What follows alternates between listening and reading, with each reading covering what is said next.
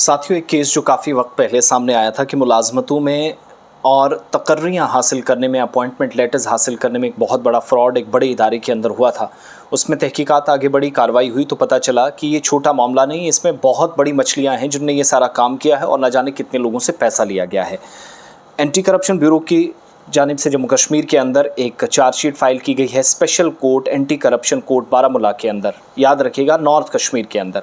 और गैर कानूनी तरीके से 82 लोगों की जो मुलाजमतें हैं या जो appointments municipal committee Sumbal Bandipora के अंदर हुई 2009-10 के दरमियान, उसका खुलासा इसमें किया गया है चार्जशीट के अंदर।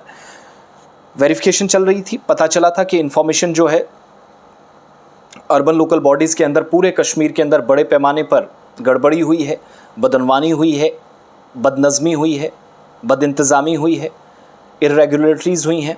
और इन इर्रेगुलरिटीज़ के शिकायत और सवालात के बाद एक तहकीकाती अमल आगे बढ़ा तो पता चला कि 82 लोगों ने 82 लोग जो म्यूनसिपल कमेटी के अंदर अपॉइंटमेंट लेटर्स लेकर बैठे थे, लेकिन ये सब गैर कानूनी था। ये मैं नहीं बल्कि वो रिपोर्ट बताती है जिसमें मुलाजमतों के अंदर घोटाला, धोखाधड़ी, फ्रॉड और मुलाजमतें धोखाधड़ी करके गैर कानूनी तरीके से हासिल करने की कोशिश और सरकारी ख़जाने को नुकसान पहुंचाया गया है। एसीबी एंटी करप्शन ब्यूरो के मुताबिक ऑफिसर्स या जो ऑफिशियल्स थे म्यूनसिपल कमेटी सुंबल के, उस वक्त के प्रेसिडेंट, उस वक्त के इंचार्ज एग्जीक्यूटिव ऑफिसर, ये तमाम लोग 82 ऐसे लोगों में शामिल हैं जो मुलज़मीन में हैं, जिनने फ़ायदा उस वक्त उठाया है इस चीज़ का। गैर कानूनी काम था और उस वक्त नेशनल कॉन्फ्रेंस कांग्रेस की गवर्नमेंट 2009-10 में थी। इलीगल अपॉइंटमेंट्स कई पोस्ट पर की गई, सरकार के रूल्स की खुल्लम खुला खिलाफ वर्जी हुई और बग़ैर किसी कानूनी कॉम्पिटेंस के, लीगल कॉम्पिटेंस के इन लोगों को बाकायदा एक बड़े इदारे के अंदर सेट किया गया। सैलरीज़ जो है वो भी अब्दुल रशीद शाह, उस वक्त के इंचार्ज एग्जीक्यूटिव ऑफिसर, उन्होंने निकाली हैं। और सर्विस जो डिटेल्स थी उनकी, जो उनके कागजात वगैरह की तस्दीक करनी थी, वेरिफिकेशन करनी थी, वो भी उस वक्त के म्यूनसिपल कमेटी के in charge executive officer Abdul Rashid Shah की जानिब से एसीबी की चार्जशीट की रिपोर्ट के मुताबिक उन्होंने पैसा लिया, उन्होंने इनकी तनख्वाहें ली और उनके धोखाधड़ी से फॉर्म भी अटेस्ट किए। एफआईआर नंबर 13/2015 लगी है सेक्शन 1 सब सेक्शन 1D के तहत और section 5 sub section 2 Jammu Kashmir prevention of corruption act संवाद 2006 के तहत कार्रवाई हो रही है।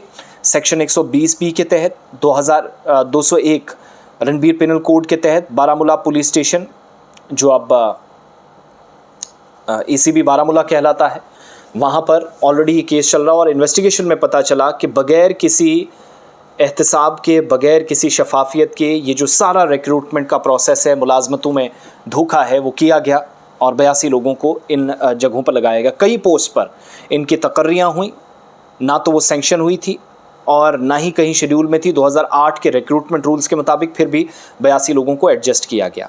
इसके अलावा इन्वेस्टिगेशन से ये भी पता चला कि कई अपॉइंटमेंट्स जो कुछ बॉडीज़ की तरफ से, कुछ तंजीमों की तरफ से सिफारिशात पेश की गई थी, जैसे किसी ने सिफारिश कर दी इन 4 को लगा दीजिएगा, एडजस्ट कर दीजिएगा, तो अनऑथराइज जो बॉडीज़ थी, जो खुद थी, जो तस्लीम शुदा इदारे थे ही नहीं, तस्लीम शुदा ऑर्गेनाइजेशंस थी नहीं, उनकी सिफारिशात पर इनको लगाया गया। उस वक्त के स्पीकर जो असेंबली के थे MLA सोनावारी और म्यूनसिपल काउंसिल जो रेजोल्यूशंस थे उनके मुताबिक और रिकमेंडेशंस जो थी उनमें पता चला कि लीगल स्टैंडिंग इनमें थी ही नहीं, कमी पाई गई, फुकदान पाया गया और रिक्रूटमेंट रूल्स को दरकिनार करके इन तमाम लोगों को सिर्फ सिफारिशों पर लगाया गया।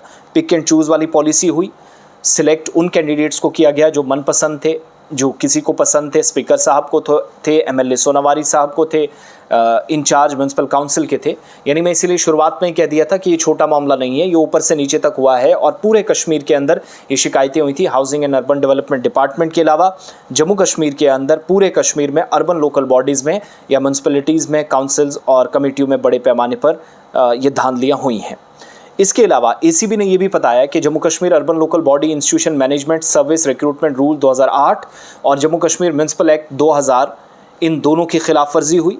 ना ही प्रेसिडेंट और ना ही एग्जीक्यूटिव ऑफिसर जो म्यूनसिपल कमेटी के थे वो इस तरह के अपॉइंटमेंट करने के लिए बाख्तियार थे। कोई एम्पावर वो नहीं थे इस बात को यकीनी बनाने के लिए कि वो इनकी तकर्रियाँ करें, और बग़ैर किसी पावर के, बग़ैर किन्हीं इख्तियारात के इन लोगों ने ये गलत काम उस वक्त किया।